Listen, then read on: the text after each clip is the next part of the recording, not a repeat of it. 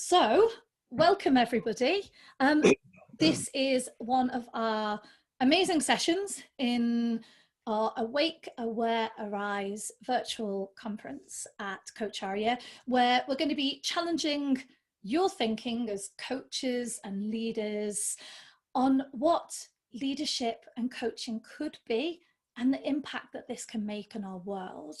And these are really challenging times. So we're bringing everyone together and have amazing speakers like David Clutterbuck with us to share their insights and their wisdom. And I'm Leah, I'm the youth program lead for Coacharya, and I will be hosting this session. I will disappear in a minute, but I will be watching the chat box. Do select the chat box to all panelists and attendees and introduce yourself. Where are you from? Why are you here? And any questions that you have, I will keep an eye out on them and ask David if he hasn't seen them. What else? David Clutterbuck to introduce you. So today's session is on coaching for a more ethical world, something actually really close to my heart. We need more ethical leaders. We need a more ethical world, and I cannot wait to hear what you have to say. David is the co-founder of EMCC, the European Mentoring Coaching Council. I hope I've got this right, now global. So we're covering the whole world now, not just Europe. And David has also written over 70 books, or co-authored on 70 books. And I've had the pleasure of having to study some of them for my master's. So it's quite an honor to be here. So David, it is over to you. Thank you. Very much, Leah. So bear with me while I bring up the slides. So we have to go into share screen. Do that. Pull up the slides. Go into slide view. And if the technology works, you should be able to see everything. Leah, is that working? It is for me. Can everybody else see it? Just someone say yes, please, in the chat. Yes, thank you very much. Brilliant. So under this view, I can't see the chat room here. So so I'm relying on Leah to bring me up. Interrupt at any time, Leah, if you think there's a question that's that needs to be answered. Of course. So this is a subject that's dear to my heart. The whole issue of ethics, and Leah mentioned the word wisdom. The two things that are intricately entwined, and and of course, in terms of mentoring, we go back all the way. The origins of mentoring are in the goddess Athena, the goddess of wisdom, and so there's so much here about being wiser. And if you like, ethics is the ability to use our wisdom to create positive outcomes for ourselves and for other people. If you like, it's to make ethics are what's required in order to make a world that's more sustainable, more livable, and so forth. And so I'm going to go through some of the practicalities and share some frameworks with you and talk about authenticity and its relationship to ethics. And I think the focus we've got today, how do we promote ethical behavior in ourselves and our clients? The big question. How do we and our clients remain ethical and authentic in politicized corporate and society environments? How do we actually encourage ethics in the workplace? It's a big challenge for us, and to a large extent, coaches have sort of ducked out from this one. There's no, I'm here to coach my client. My focus is on my client. Increasingly, we're beginning to question, is that ethical? Look at the situation. You're coaching a client to succeed, but is that person the right person to succeed in that organization? You might be coaching individual people within a team, but does a bunch of people, all of whom are individuals who are performing better, automatically make a higher performing team? Well, the answer is no, it doesn't. It may actually make a worse. In fact, more often than not, a team full of high performers will actually be a lower performing team than one of moderate performers. We have some issues here. Everywhere we look, we have ethical issues, and the ethical codes of practice, while they're very helpful and they stop us doing really stupid things, still don't allow us to address these really big issues of the roles of coaches and mentors too in in promoting an ethical world. So I'm going to try and explore some of the issues here. And forgive me, I can't cover everything here because it's such a big area, but I hope to raise enough thinking in your minds to be able to ask better questions than I'm asking. Because always the key is not to find the better answers, it's to find better questions. What we're seeing now across the world is a lot of problems relating to, for example, short-term thinking. One that there's in this week's or this month's Harvard Business Review, there's an article about how many organizations are rowing back on empowerment.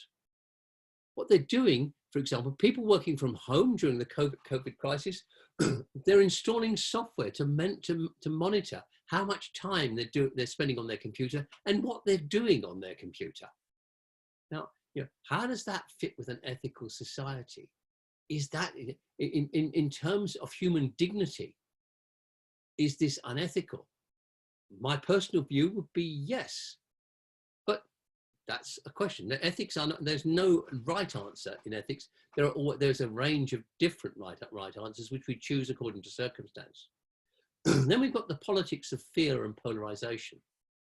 Looking around the world, the United States, India, Turkey, Russia, also China, so many, half of Africa, we see that the people in the leadership positions in those countries are ruling by dividing people, by polarizing them.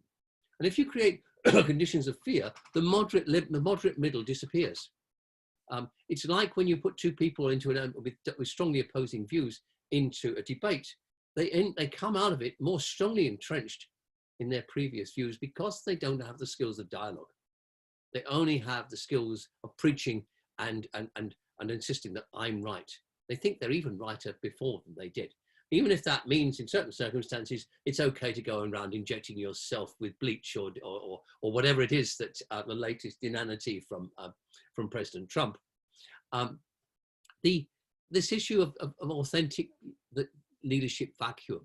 There is a crisis of confidence in our leaders.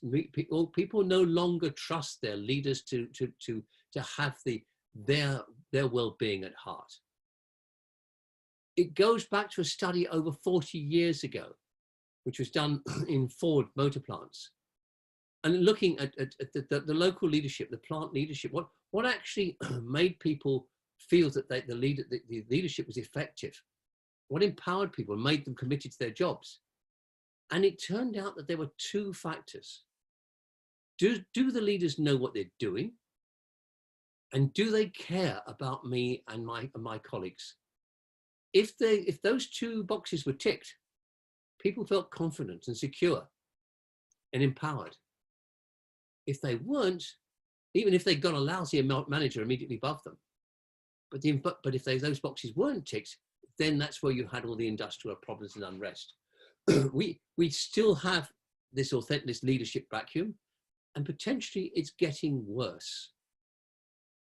Now, I can't evidence that, but look around us. Where do we see great leaders? Leaders who you can look up to and say, I would like to be like them. And if we can't say that, then there's something deeply, deeply wrong. So, as I've already indicated, one of the challenges for coaches is that one-to-one coaching might be part of the problem, not part of the solution. We may be making things worse. And part of the role in creating the Global Team Coaching Institute, which we've done this year, has been to try and redress that, to actually equip more and more coaches with the skills to coach the leader and the team, to get that balance right between coaching individuals and coaching teams. And what about our impact on things like climate change and poverty? There's a wonderful movement now of many, many coaches coming together to try and see how they can influence climate change. Less of a focus on things like poverty. And yet we're in a privileged position. We get to talk with the leaders of large corporations, with political leaders, with military leaders and others, people who do have the ability to bring positive change about. So how are we using those conversations?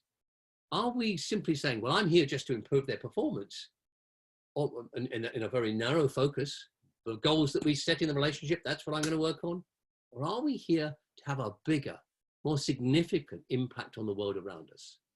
And I think that's an ethical challenge for every coach, and one which we can make our own minds up about. How, to what extent are we going to rise to that challenge?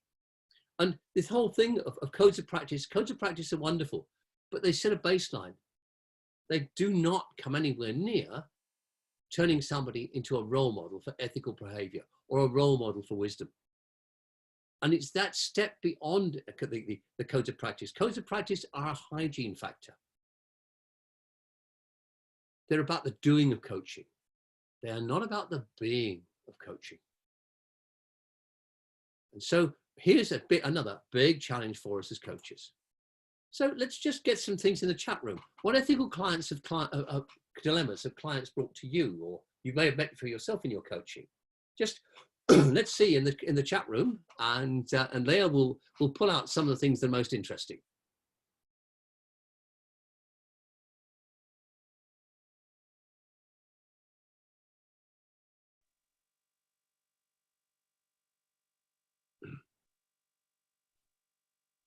What have we got, Leah? I think people are busy typing away. They might have some very long questions happening here, David. Okay, that's okay. Yep, we have. Okay, first one from Karen. A coachee being aware of corruption amongst colleagues. Yeah. What do you do? Yes. Yep. Okay, Michael, coaching siblings when not being aware of them being related. Yes. Brilliant. Next one from Dharmesh, layoffs in crucial times. Yeah. Anja, my first coaching assignment at a tobacco company. I don't like smoking. Very interesting. Let me comment on that one, because that's a brilliant one. This is a debate we had last year. And the debate was around, should the coach work with a tobacco company, helping its employees to achieve greater work-life balance? I'm truncating it. There was a bigger comment, but this is the core of the issue. Now, on the one hand, we do not wish to promote, or most of us would not wish to promote a tobacco company. On the other hand, we have a duty of care towards anyone. Like a doctor, you don't refuse to treat somebody because they're a criminal or whatever. You are there to support people as a human to human. So what is the judgment here? And in the end, the judgment was very individual, of course, as to whether people took part, but it was, what is the objective of this coaching? Is this coaching about increasing the profitability or increasing the reach and sales of the tobacco company? Or is it about the human welfare of people inside the organization? And there was the boundary created. Now, you can argue one way or the other, which is that, and it's a very personal thing, but it's a very clear ethical dilemma that we dealt with. Anybody, any more there? We've got one from Dumi. One of my individual executive clients challenged me on coaching reinforcing elitist practices. We also have one from Victoria. Sponsor being upset because coached employee resigned. I imagine that's quite a common one, actually. Absolutely. Yeah. I think it's as a defense mechanism that there is an ethical dilemma here, and that is in actually contracting with the sponsor. Yeah, that this should be part of the contract. That one of the outcomes may be that the client is in the wrong role, and how do they want, if that is the case, do they want that person to leave in a positive manner or in a negative manner? If it's in a positive manner, then that person may be available for re-recruiting later. If you're going to say, right, you've resigned, you're going to be escorted by security out of the building with your contents of your desk in a plastic bag, that's probably not going to create a relationship with that person, and not going to create them into an ambassador for the company later. Any more? We've Angie's just replied and said it was about the human welfare, but surely the company was interested in the person being able to do their job. So that was in response to the tobacco Yes, company. exactly. Not as simple as it looks, is it? And we have, and I'm sorry, I'm going to pronounce people's names wrong here. So pre-apologies, but Ben Gopal, paying money to get more business. Ooh. It's on the context, but yes, very interesting. And then Karen, sponsor investing and leadership coaching. Coachy telling me early on that he is looking to leave the organization. So that's an ethical dilemma for the coach. What do you tell? You're bound by confidentiality. And one of the things that we can do is to have a conversation with that client. How are you going to be ethical in the way that you manage this issue? There are two possible ethical answers here. One of them is that as a coach, if this comes up in the contracting, then you have to make a decision. Can you actually go ahead with that relationship? Because it's under we said to be under false pretenses to the sponsor. If it gets revealed during the course of the coaching, then the confidentiality responsibility towards the client takes precedent. But that's, again, it's an arguable case, but that's how we would typically argue that kind of case. David, we have quite a few more. Would you like me to go through them? Let's save the rest of them till later. Otherwise, we could be just dealing with that one. I agree. But you can see, I can see that we've touched some really good nerves here. Maybe we need to collect these up and if everybody agreed to distribute them without names, that'd be a good idea. So just look at these statistics. This is a 2018 study of the States. 30% of employees personally involved observed misconduct in the previous 12 months. And unethical practices were instrumental in more than half of the largest bankruptcies in the previous 30 years. These are just the tip of the iceberg. Other studies have shown that young graduates joining organizations, I forget what the figure was, it was very high, it was something like 70% of them were faced with being asked to do something unethical in their first 2 or 3 years within an organization. There's so much data here. What it tells us is that unethical behavior is rife. I do recall one person I was coaching looking around the big open plan office in the bank that he was working in, and saying, it's fascinating. He says, now that guy over there, he's involved in insider trading or in rate fixing. Yeah. He said, now he's going to jail. And look at him, that guy over there is likely to go to jail too. And that one, a fascinating conversation. I couldn't see any of these people, but wow, what a situation to be in. This is not, unethical behavior is not necessarily the norm, but it is actually a very commonplace thing that we see. And Adam Grant's book, Originals, in one study across manufacturing, service, retail, etc., the more frequently as an employee you voice concerns or indeed voiced ideas, suggestions upwards, the less likely you were to get raises and promotions over a 2-year period. So the other words, keep your head down. If you stick your head up, it's likely to be shot at. This is not good news, is it? So one of the measures we've been playing with in our work on ethics in organizations is ethical risk. So it's the level of openness and psychological safety in a culture. So it involves, if the cultural norm is poisonous, how much is there an expectation? It typically goes along with an expectation that people will go along with it. Fear cultures are typical of this. And so there's an issue here as well in what do people see when they look at the decisions that are made? Do they see this as an organization that's taken decisions that put a high value on ethicality, or decisions made for short-term advantage? I don't know what's like in the various countries that that you're all in. But one example of this was one of the big pub chains, which basically was fired most of its staff right at the beginning of the COVID crisis, on the basis they could save more money doing it that way if they had to close it, rather than say, well, okay, we have a loyalty towards these people, there's a government furlough scheme to support it, but basically that would have still cost them money, so they got rid of everybody.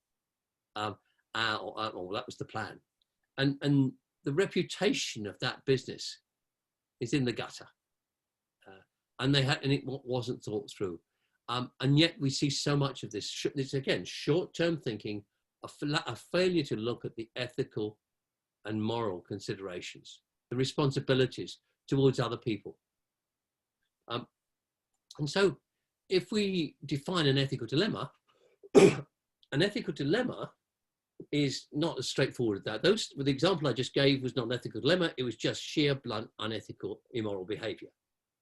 Ethical dilemma is something different. An ethical dilemma happens when somebody doesn't know which of several choices to make. When you've got more values competing for the same priority. And there can be all sorts of values: personal, organizational, society, or any mixture of the three. Let me give you a practical example. Many, many years ago, Barclays in South Africa had the dilemma that it was being urged and pressurized, particularly from the United States and from pressure groups in Europe, to close down its South African operations. And I remember interviewing the chief executive about this whole issue, and he said, "Well, look, we've spent a lot of time and had a lot of sleepless nights trying to work out the ethics behind this."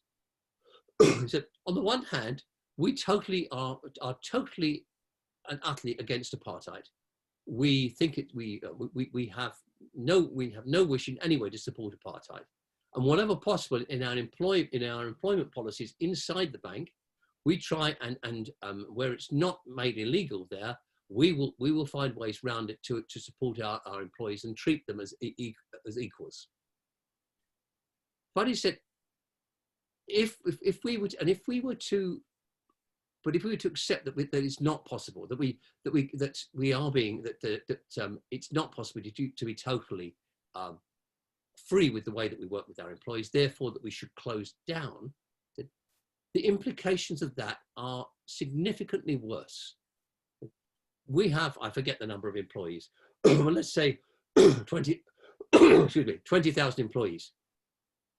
On average, every one of those employees is the primary breadwinner for a family of 7 or 8 other people. So if we just close down, that means something like 150,000 people will be thrown into poverty. What responsible employer could do that? Now, there were people who would argue against that position. It's you can see that you can make it and say, no, we have to make a stand and so forth. So, but it's a matter of moral perspective. At the least damage, our argument versus the strict what's morally right. There is no absolutely pure right answer. But where we've got these conflicting values, the clarity about why we've chosen to go with one set of values versus the other enables us to maintain our own authenticity and also to maintain reputation. And as coaches, we can help organizations to do this, we can do it ourselves, and we can help our clients to do it. So basically, when we see ethical dilemmas arising in organizations, it's basically because you don't actually, ethical dilemmas get buried. Nobody wants to talk about them. No group of surgeons in a hospital, for example, feels comfortable about shopping one of their colleagues who they've worked with for years, who happens now to have a drink problem. And yet there is a moral obligation and a legal obligation for them to do so, but they choose not to notice things. And this is a case, again, of the wrong priorities dominating. The loyalty to colleagues versus patient safety. And it's because they can't step out of it. The net perspective is too narrow. They don't see it in that wonderful way. Is if this were being done out publicly or acted out publicly, would we be doing the same thing? If people could see what was going on, would they? How would we feel and how would we behave? So ethical dilemmas are created by secrecy and by fear. The kind of thing that we see, the most common things are financial reporting, high pressure work environments, particularly where people are being pushed to hit tough targets, stretch goals. Stretch goals, particularly in a marketing or sales environment, are closely associated with unethical behavior. People will, if they're not going to hit a target when they're going to miss it by a little bit, they will cheat and steal in order to make it happen. Where you've got a lot of competition in a crowded market, where people don't talk about that, you're discouraged from opening up big cultural issues. Where you basically find that customers have been treated unfairly, but they've got nobody to complain to until they actually go to the press or somewhere else, or employees being treated unfairly and not having anybody else to go to. And codes of conduct just aren't good enough.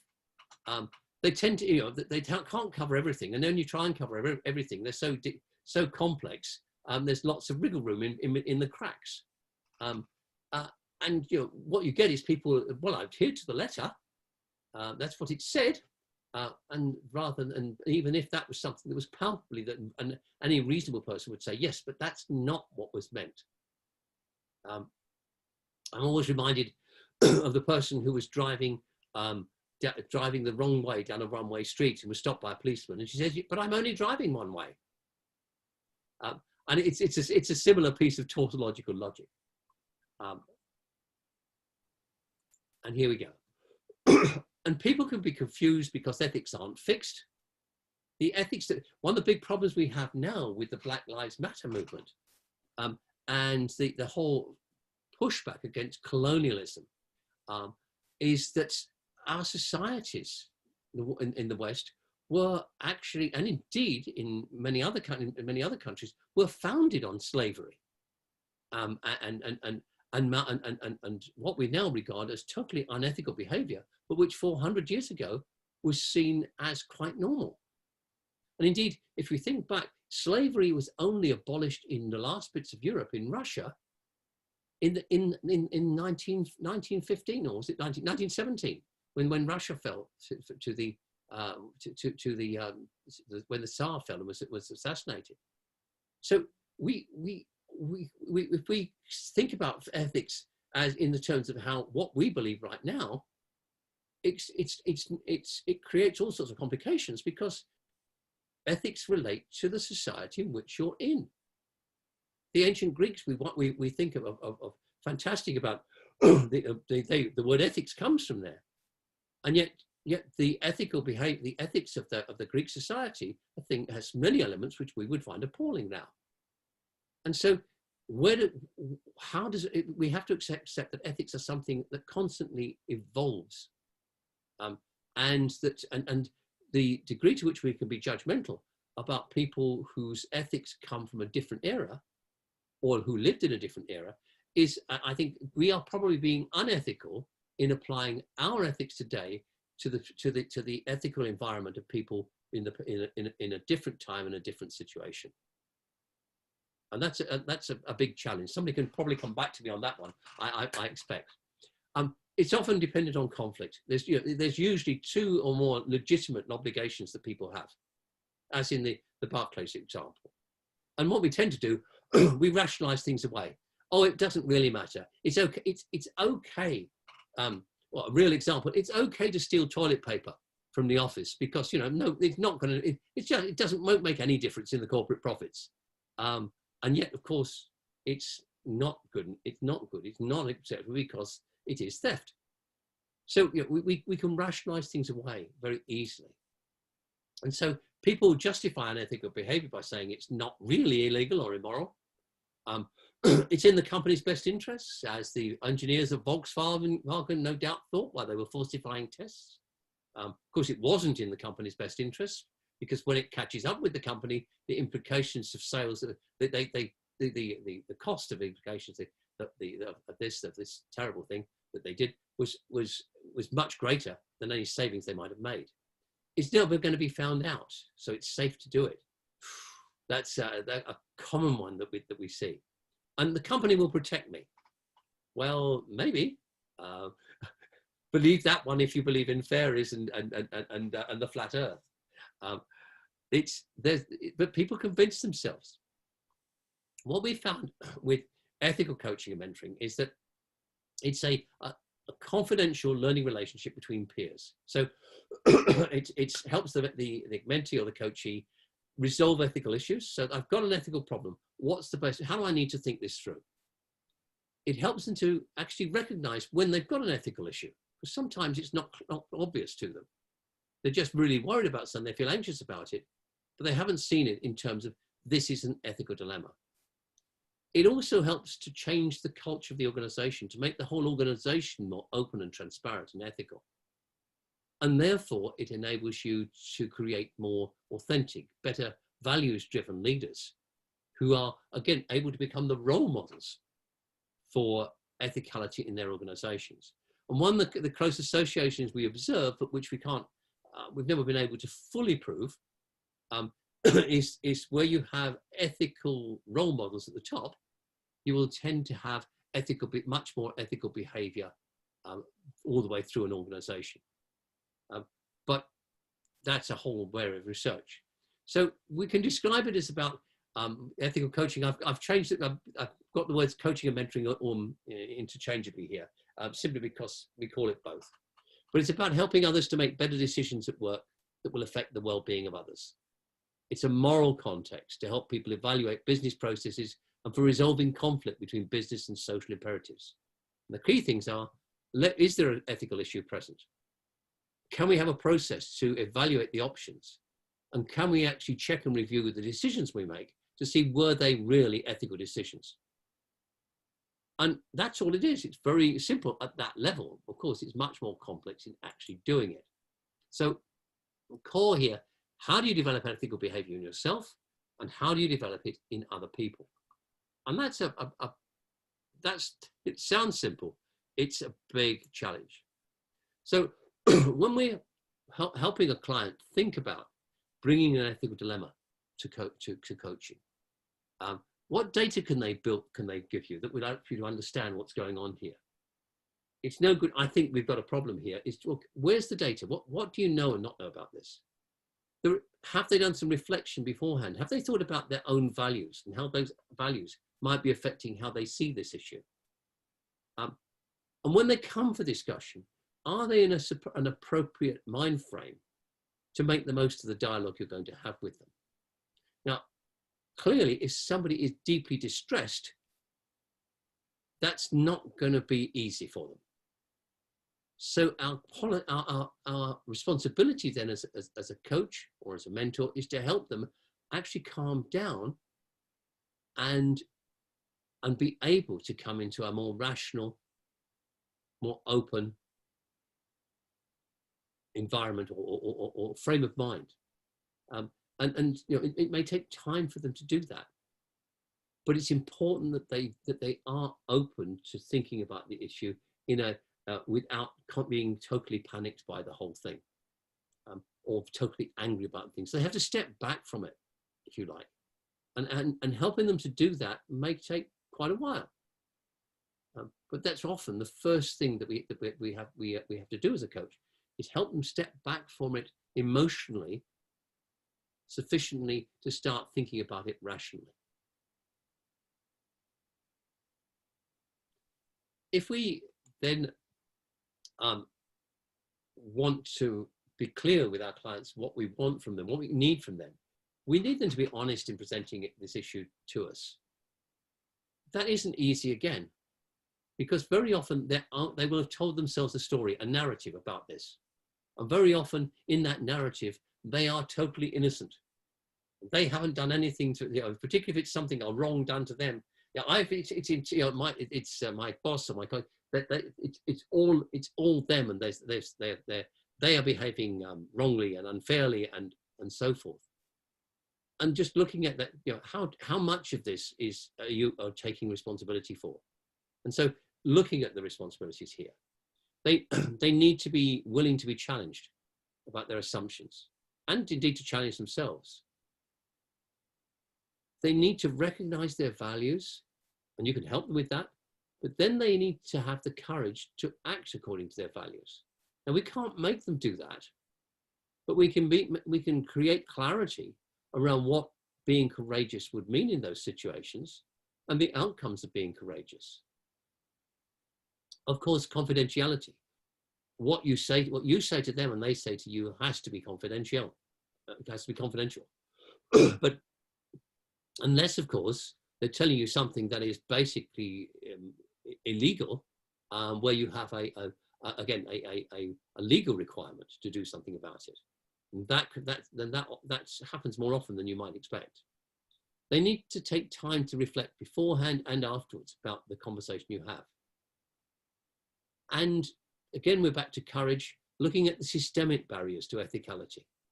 What's actually happening here? The fear culture being one of those. Nobody dares speak up here, because if you do, you get all the lousy jobs to do, or you're likely to be fired or whatever. So these are just some of the things that I think are important to agree with the client before you start being an ethical mentor or coach to them. And what we've found is we have a framework here for the ethical dialogue. So we help them to articulate the problem, look at the context, think about the implications, look at other perspectives, balance the arguments, and then do a final check. These 6 elements basically undermine all effective ethical coaching conversations. And we've already talked about some of the fears they may have, but very often they'll come to you, they haven't had time to think it all through. They don't understand the consequences of their own actions and decisions. They may have stormed out of a meeting, for example. They may perceive that the unethical behavior is the norm. It's the culture of the team they work in. Or they really don't want to know. They want to dump the problem on you. That's very common as well. Now, I'm bringing you this ethical dilemma that I've got, so you can be my rescuer. Welcome to the drama triangle. And of course, we can't get stuck into there. Adam Grant's lovely work on whether people speak up is great. Now, I won't go into this in detail, but I recommend it as reading. You've got 4 choices here. You can try and change the situation. You can try and maintain the status quo. You can take action which is detrimental to the organization, or action which is beneficial to the organization. And there's only one of these which actually changes things for the organization in a beneficial way, and that's to have voice. But how do you have voice? Where does voice come from? When you have voice, people listen to you. But who listens to the lone voice in the wilderness? Nobody. And one of the key things that we can do as ethical coaches and mentors is to help the person develop the network of people who can actually speak up as a group rather than just as isolated individuals, and to explore with them, what would it take for you to have voice? And I think, the Me Too movement is a wonderful example of how a few strong people came together and started, and together they spoke out.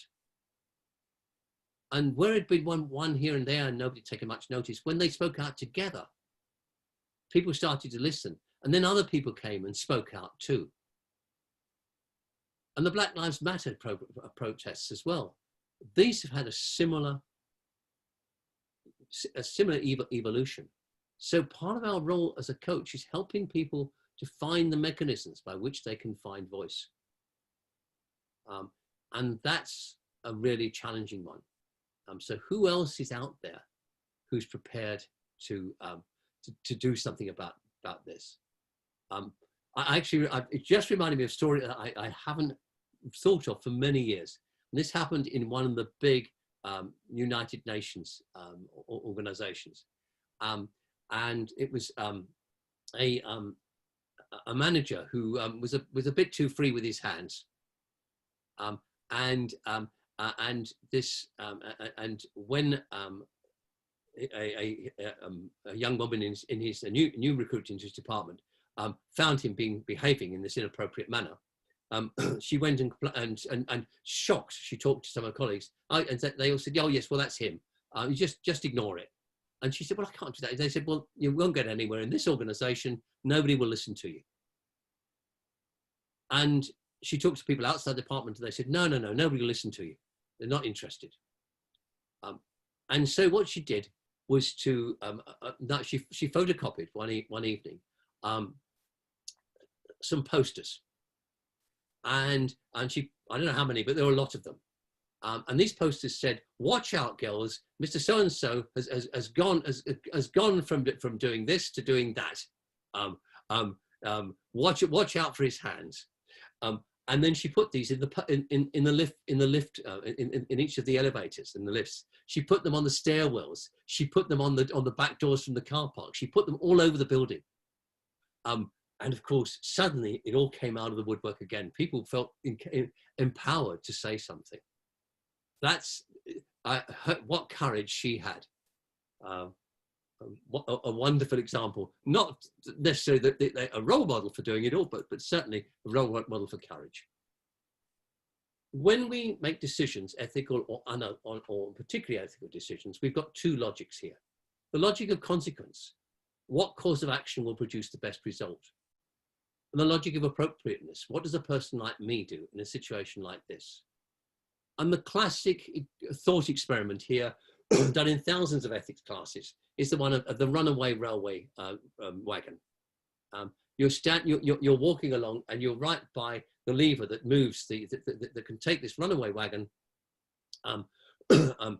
away from the path it's on, where it's going to kill a whole load of railway workers, and you can shift it to one where it's going to just kill an old man walking his dog. And if you take the logical consequence, well, you should push the lever because you're going to kill, fewer people are going to die. If you take the logic of appropriateness, you say, yes, but who am I to make that decision, a decision about who should live and die? And that classic dilemma is one that, again, there is no right answer to this. We all come to it in different ways. But if we can apply both ways of thinking, then we tend to have a much more balanced ethical decision making. So the first element is articulate the problem. So who's involved in this problem? How are they involved? Why are they affected by it? What's the nature of this conflict of interest? What are the values that are involved here? So pretty much just get the clarity around these kind of issues. And then the context. So let's look at who's indirectly involved with this. And where is there likely to be fallout amongst other people, for example? Is it a recurrent issue or simply another one, an old one? Or is it something new that you've not seen before? And I love this question. What are your specific and general responsibilities? So looking at both of those things, who's being consulted and who needs to be consulted? And have they really been consulted? Or just a quick, like a quick local authority survey whenever all the decisions have been made? Is there a relevant code of conduct, a guideline here? And what's the general ethical climate here? Does that push people to, how does that influence things? And then the implications. So what about the risks involved? And of course, there's safety risks, there's financial risks, but reputational risk too.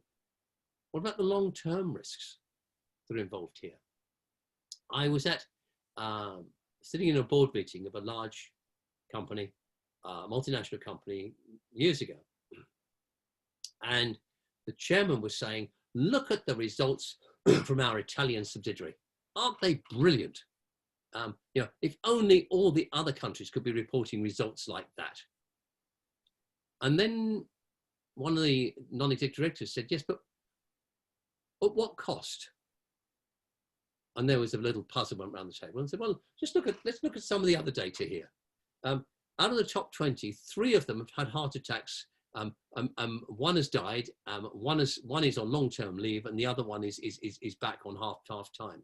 And they came up with a number of other criteria. What's going on here?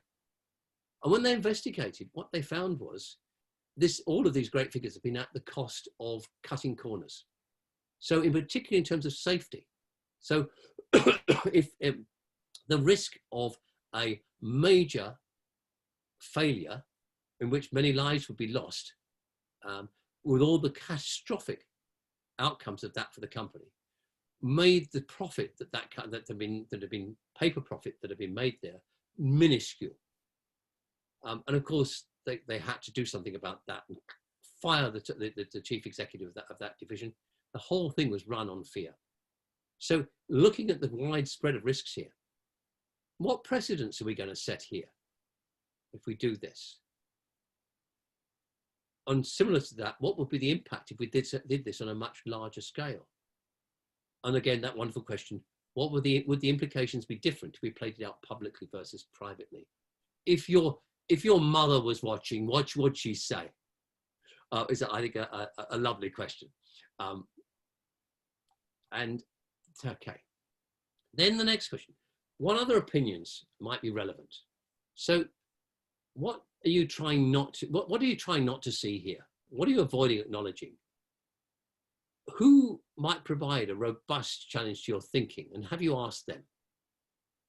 When you did ask them, did you actually listen to them? What will make people feel more comfortable about speaking up? Have we actually got a climate here that prevents people speaking up? So we're only getting half the picture. And have we genuinely, honestly sought out and listened to dissenting views? And give it and not just listened to them, but actually considered them from multiple perspectives. And then balancing the arguments. If somebody came as an impartial advisor, would they see our solution as fair? How can we apply appropriate priorities to these conflicting objectives and the conflicting values? This phrase, zones of ethical acceptability. So there's an unacceptable outcome here, or process here. There's an unacceptable process here, and in the middle there's a chunk where we can make different decisions, but they will be ethically acceptable. How do we define that? Sitting down, mapping out different courses of action and looking at them in terms of their position on that spectrum from totally ethically unacceptable to totally acceptable. And very often the totally acceptable ones aren't feasible simply because there's not, for example, the resources to do it. Doctors are going to have to make some pretty hard decisions about who gets treatment if the COVID epidemic gets out of control, for example. And then the final check, the financial, what decision-making biases might you be applying without realizing it? How honest are you being with yourself? I love this question, how pure are your motives? Really gets to the heart. Do you honestly, really, truly think this is the right thing you should be doing? And if we gave the issue more time, would we come to a different conclusion? Those 4 questions, I think, are so powerful at the end of any decision that has an ethical dimension to it. And we've trained over 200 ethical mentors in the UK National Health Service, for example. And they're doing a wonderful job helping people. Preventing whistleblowing is one of the things that we get, because if somebody might be a whistleblower, what you do is you're making sure that they have a route to make their voice heard. And so the occurrence of whistleblowing, we believe, has been significantly decreasing, while the amount or the volume of real issues being surfaced and dealt with has been increasing. So I'm going to shift gears slightly here and talk about some research that we're just about to launch, which is about how you stay authentic and ethical in a politicized environment. And this is a survey which is going out very shortly. and we can distribute it to everybody on the webinar if they would like to take part. But the story really of coaching belongs in political leadership. Athene, the goddess of wisdom, the original mentor, Machiavelli, the prince, and Fenelon, the French cleric, who created modern mentoring through his continuing the dialogues of Athena, and was authentic and turned the young Dauphin, the prince, the son of King Louis, the Sun King, into from a brat into a leader with conscience and an ethical understanding. We've seen coaching and mentoring become instruments of social manipulation, and that's great as long as it's for positive ends. And we've also begun to see coaching and mentoring of politicians. That's much more recent. And in fact, one of my favorite examples is of a local authority where you have the councillors elected. You have a mentor when you join the council for the first time, but it's not a mentor from your party, it's a mentor from one of the other parties. So, and I think this is what a wonderful way of this is true, authentic coaching and mentoring.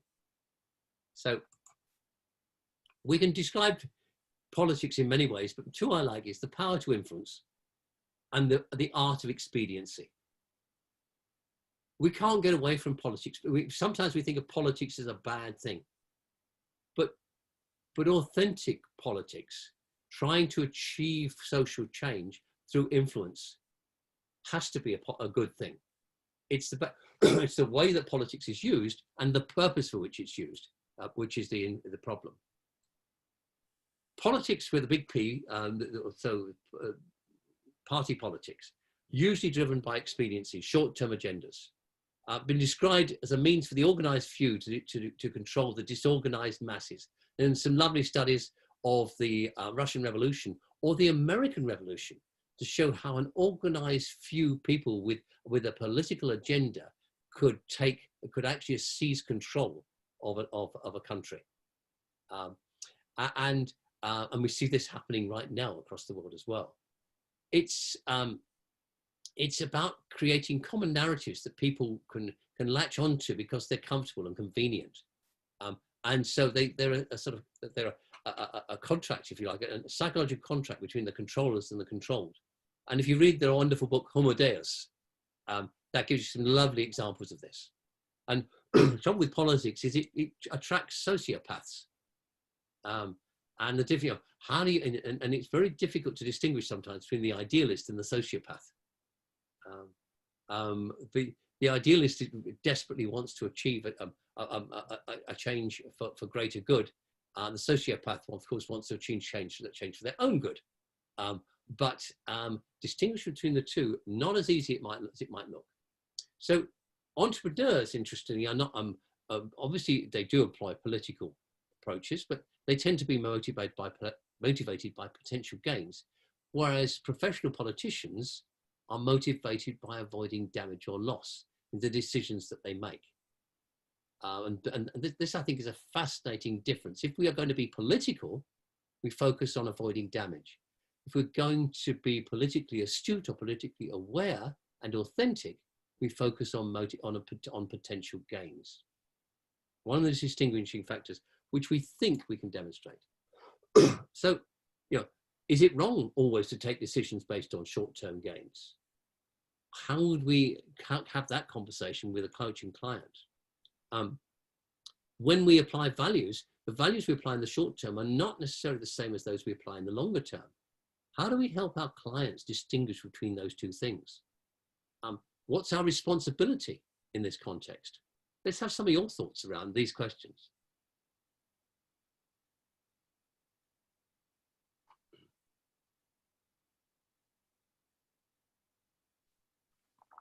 They're busy typing away again.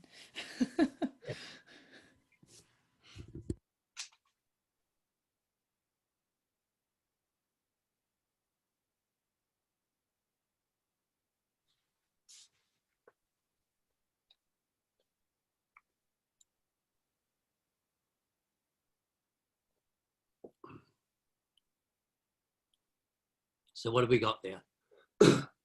Nothing yet. I presume people are thinking quite deeply. Oh, here's one. From Dumi.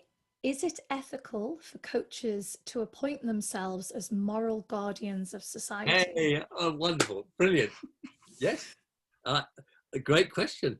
And yeah, yes, who's to say that your morals are better than their morals? Absolutely. And my instinctive response to that is to say that our responsibility is to help people be aware of the ethical dimensions of the decisions they make, or the way that the moral outcomes of the decisions they make, but it's not to make those decisions for them or to tell them what decisions they should make.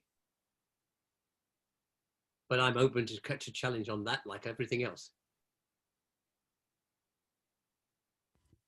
David, that's it for now. We Wow. do have some comments from earlier, though. I don't know if you want me to touch on those. We can deal with a few of those now, yeah. Okay, so from Manny, we have how to make ethical decisions in the spur of the moment, like the car example you gave, which doesn't allow such deliberation or logical slow thinking. Does intuition help? I think it does if you can step outside yourself and say, what does a person like me do in a situation like this? So look at you have those two questions, the logic of consequence and the logic of appropriateness. Just apply those two things, those two questions to yourself. And that just begins to pull out some of the two contrasts. Nice. Oh, there is one other question which I find a great question. Whichever way I decide, will I respect myself for having decided so? I was writing that down very quickly to remember myself. It's a great question. And we have a question earlier from Natarajan. As a coach, if I feel something is unethical, but my client doesn't believe it that way, how do I deal with it? Well, it's the client's responsibility, ultimately. We can say, well, I have some difficulty personally with that, but it's not my decision. It's your decision. But I'm interested in how you came to that decision yourself, and can you explain to me or help me to understand how you came to feel that was okay? And so what were the values you were applying in this circumstance? And so we can't, they may well be in their context right. We may just not understand their context enough. But we have to but our responsibility is to help them think it through a bit more deeply than they might instinctively do.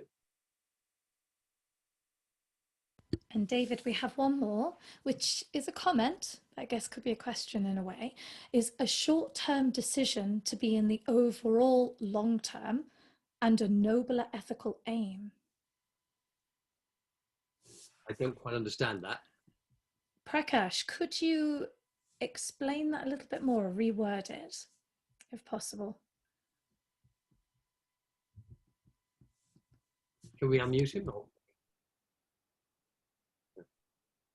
I am not sure how to do that, David. I'm sorry. Okay, let it, if you can, if you let him write it. Tell you what, let's hold it to the end, and then we'll come back to it if Prakash can put another comment in. Okay, thank you for those thoughts. So when we look at the politicians, professional politicians, what we see is the popularism movement. In whichever country we want to focus on, it appeals to people's fears and their frustrations. And the more that people feel powerless, the more likely they are to go with a populist agenda, and therefore to be polarized. It's much, much harder to motivate people around positive agendas and aspirations. You can do it. We're going to put a man on the moon, for example. It's a positive aspiration, but it's much, much harder to do that. It requires a much higher level of leadership with imagination, creativity, and the leaders themselves must be without fear. I'm fascinated to hear all the precautions that President Putin has taken so that he can't catch COVID. So I mean, it's being like sort of locked in his own prison and with so many precautions. It's like Fort Knox. So the newspaper stories say. You know, it's fear. Fear is not a great driver of a successful leader. So it's the politics of nightmares rather than dreams, we have described it as.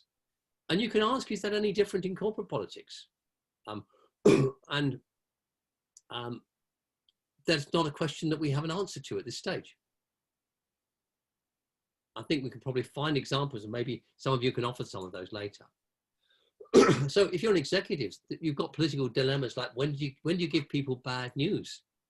We're going to have to make some layoffs in the spring. Do you tell them now in the autumn, knowing that means that some of your best talent is going to be gone while you still need them? So when do you tell? When do you do these things? How much information do we give people? I learned the hard way as the chairman of a company not to give everybody in the organization all the financial reports, because they all thought we were going bust when actually we were doing brilliantly and better than any of our competitors. But they didn't understand the data that they got. So we had to spend a whole lot of time educating people in how to read financial reports before we gave the things to them. I think this statement, every executive appointment is a political appointment, has a lot of truth to it. We make the decision on a whole bunch of issues relating to expediency. And no matter what instructions we give the headhunter, that politics will play a significant role in almost every appointment. And we notice that when is the right time to actually bring about a significant change? And again, Adam Grant's book is excellent in looking at how people bide their time. They build up their networks. They get voice. They get more than voice. They get influence. And when they've got influence, then they can act and bring about positive change. And then I'm going to skip this one because I don't think we've got time for this one. I think just the questions around where does the coach go? When you've got, somebody's already indicated their questions, you've got expedient, potentially unethical behavior. What do you do to avoid colluding with it?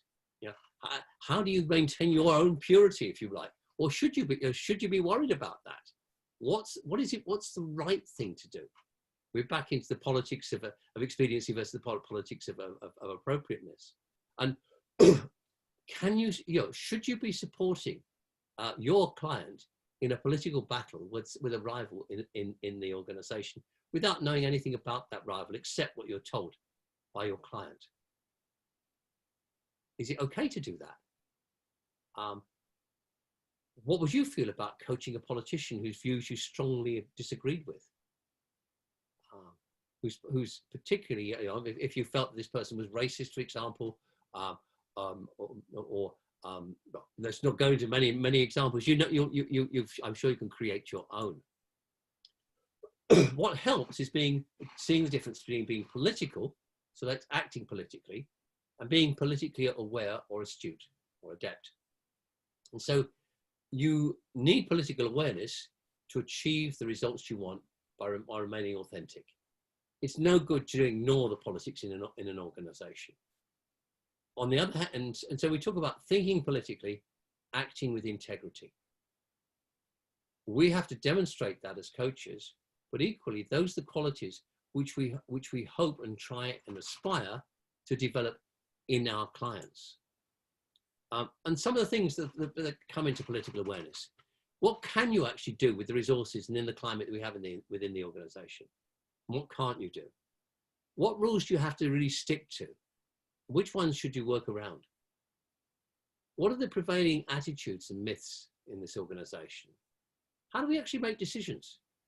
How many decisions are actually made informally rather than formally and then ratified at the formal meetings? Where are formal decisions made? A fascinating piece of history with a little study that many years ago, I've lost track of where it was, but it looked at where people found out about job opportunities. and it had strong correlations to diversity issues. What it found out was that that a significant proportion of job opportunities were made, people are made aware of them in the gents' lavatory.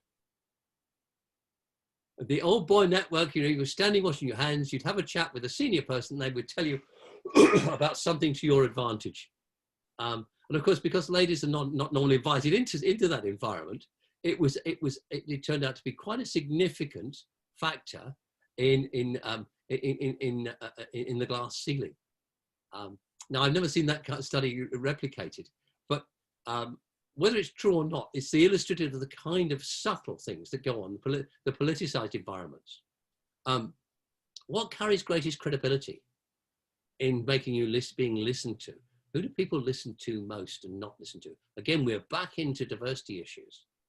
Which networks have the biggest influence in an organization?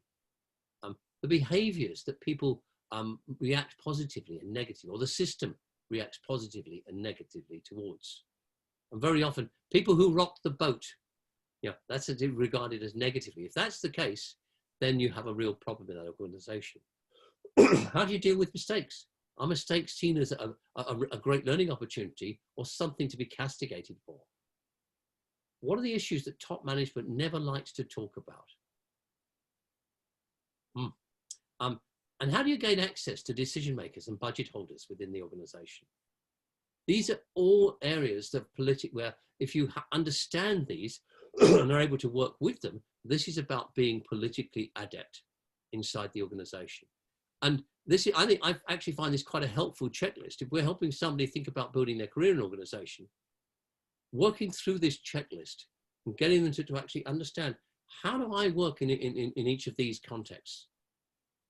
So they understand the difference between, in terms of reputation building, between boasting about what you do and actually having other people actually boasting about what you do on your behalf. So many things that we can do to actually help people in an authentic way, and by them being authentic too. So I like these 4 questions too, for for the leader, to help them be authentic. Get them succinctly to describe their personal values, or this is for you actually, as a coach, but how can you describe your personal values and how they contribute to your identity as a coach? When you live up to those values and your aspired identity, what's happening around you? When do you least live up to them? And how do you calibrate how authentic I'm being? So each of these questions you can ask yourself, you can ask the leader that you're working with, or the client that you're working with. So they're for both of you. And I think, but it's important to ask them about ourselves before we ask them of our clients, because we need that self-awareness to be authentic ourselves. And after all, if the client says, well, how would you answer that question? It's a good idea to have thought that one through first. So if you want to develop authenticity, you need to know yourself. What are your own values, your identity? What's your evolving life story? And again, these are all for you as coaches and for your clients. How can you be yourself? What do you do on a daily basis to be as congruent as possible with those elements of yourself? Basically, very often it's, how did I live up to my ideal self today? It's interesting that people have an ethical balance or a moral balance in general. And the way that it works is this. You come out from home in the morning, and you're in a hurry to get to your car, and you trip over the neighbor's cat and drop all your papers. And you're so annoyed that you kick the neighbor's cat. I'm sure none of you would do this, by the way. But you feel so guilty about this that all the way to work now, you've upset your moral equilibrium. I am not the good person I thought I was. So you stick to all the traffic lights, and when you get to the office, you see somebody begging outside, and you're quite generous towards giving them some money as you go into the office. On the other hand, if you've had a great day in the office and you feel a lot of praise, you might come out of the office, and because you feel above your your normal equilibrium. I really lived up to the wonderful person, the ideal person that I am.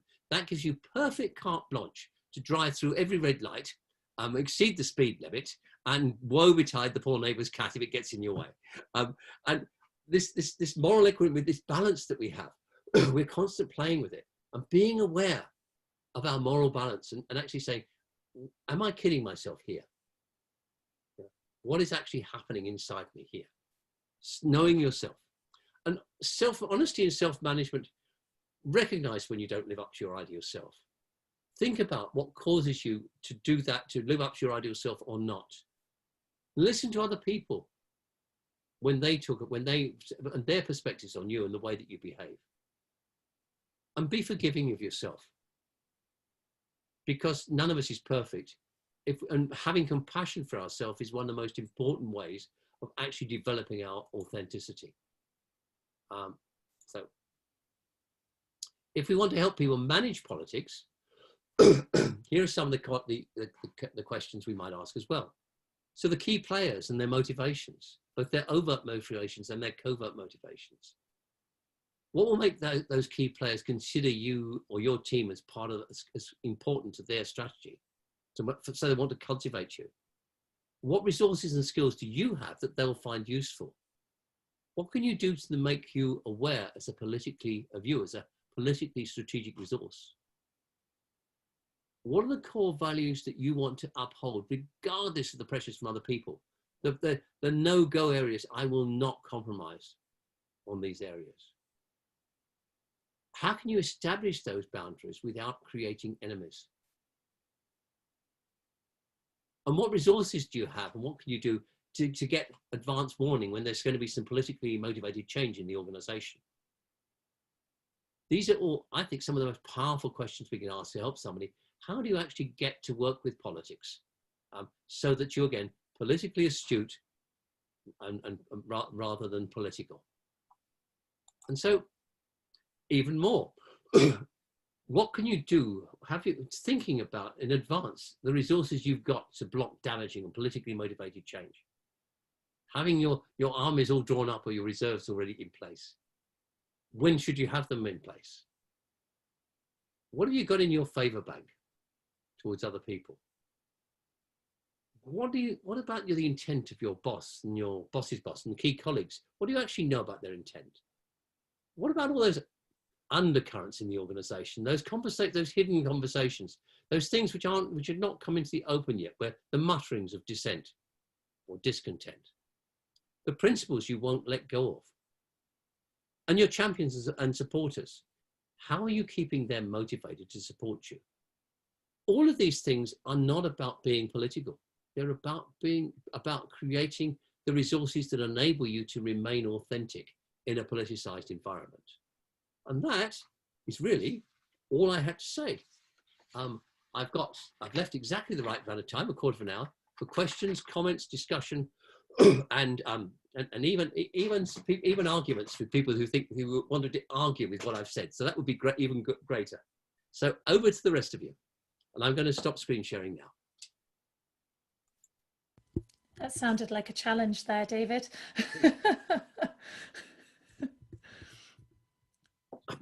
I hope nobody's going to be overly political with me. They're holding back at the moment. At the moment. Well, let's start with some of those things that were left over from before. Okay, there's been a lot of comments, so bear with me while I find where we were.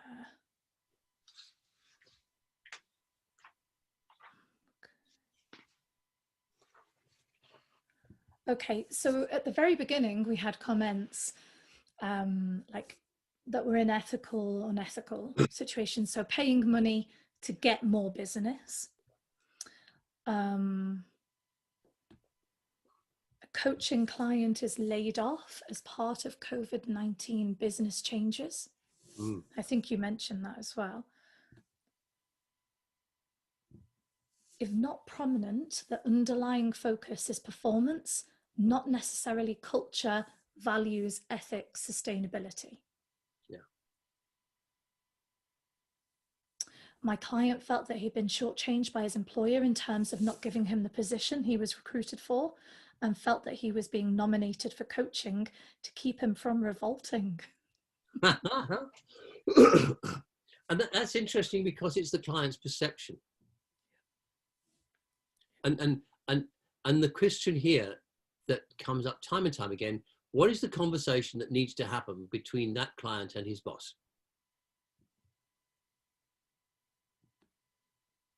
And that's where we see, is there an ethical dilemma here? But it's at the moment, the dilemma is created by the client's internalizing of all of this and creating a narrative which may or may not be true.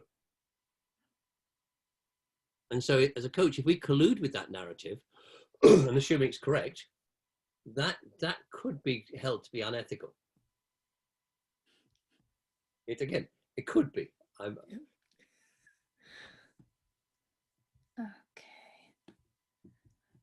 Comment: it sounds like you must be very self-aware in order to be aware of good and bad ethics. Yes, I think it's an essential part of it. You need to be wise, basically. And bending hiring policies in favor of a decision maker of a public sector client giving business. And there's no simple answer to these. I think basically, if you know and have evidence that something that is being done is unethical and that you are being asked to collude with that, then that is a time as a coach to say, I cannot do that.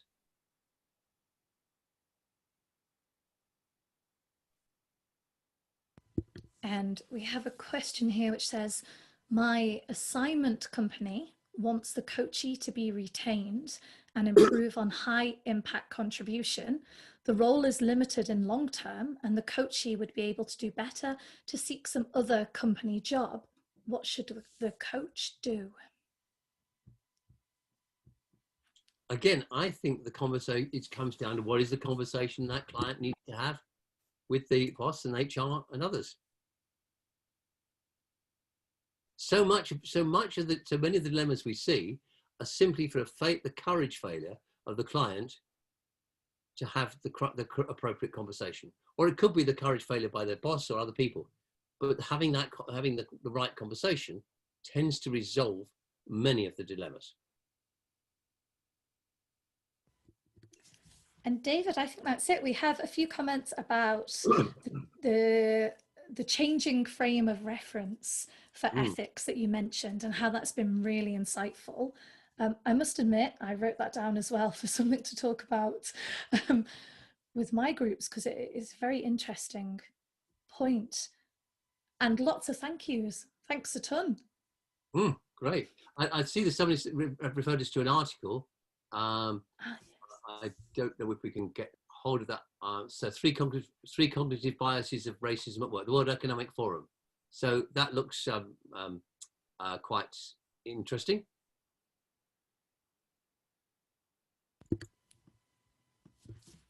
And I think, oh, here we go. Thank you. Thank you. Thought provoking. Come on, send in those questions. You can, anything.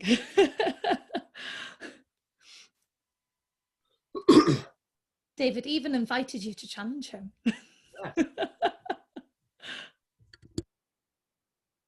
Well, I do encourage people to take part in our research. That would be great to do that and experience. And I always have issue the invitation if people want to. I always accept invitations from coaches to on LinkedIn, so to connect there. So please do, if you would like to do that, please do.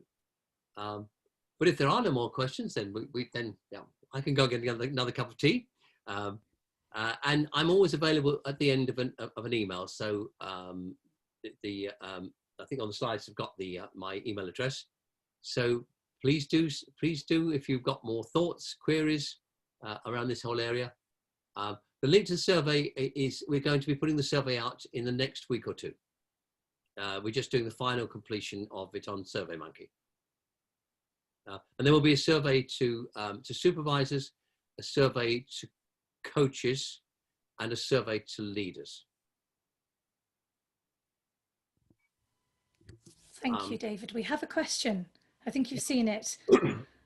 You had a Sign up slide on individual- political awareness in corporations. Would these be much different for local authorities or working with politicians? I think they could probably be pretty similar. Yeah, you might want to adapt them slightly. And yes, we will share the slide deck. You're welcome to do that. Thank you so much. I reckon everyone will agree with me with saying that was very thought-provoking, very insightful, and I imagine if anyone's taken 5 pages of notes like I have, they've learnt a lot as well. So thank you so much, David. We really appreciate this. And for everyone watching, please go to awakeawarearise.com to find out about other sessions that will be coming up this week and next week. And also there should be the webpage popping up asking you for your feedback on this session. So thank you for joining us. Take care and stay safe, everybody. Stay safe, stay well. Bye, everybody. Bye, everyone. Bye.